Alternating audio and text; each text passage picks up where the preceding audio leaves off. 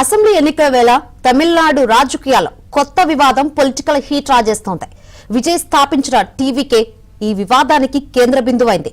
అధికార డీఎంకేను విమర్శించబోయిన టీవీకే నేతలు super star Rajinikanth పేరు తీయడం దుమారం రేపుతోంది. దీనిపై టీవీకే వివరణ ఇచ్చినప్పటికీ రజనీకాంత్ తీవ్రంగా స్పందించారు.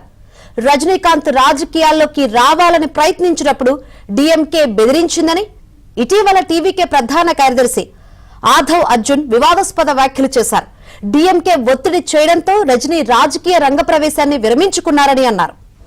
దీనిపై రజనీకాంత్ మద్దతుదారులు, అభిమానులు తీవ్రంగా మండిపడ్డారు. ఈ క్రమంలోనే రజనీకాంత్ ఓ లేఖను విడుదల చేశారు. తనకు మద్దతిచ్చిన వారికి కృతజ్ఞతలు చెబుతూనే ఘాటుగా స్పందించారు.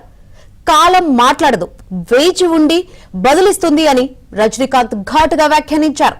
రైట్, ఈ వివాదానికి సంబంధించి మరిన్ని వివరాలు అందించేందుకు మా ఢిల్లీ బ్యూరో చీఫ్ కృష్ణ సిద్ధంగా ఉన్నారు. ఎస్ కృష్ణ.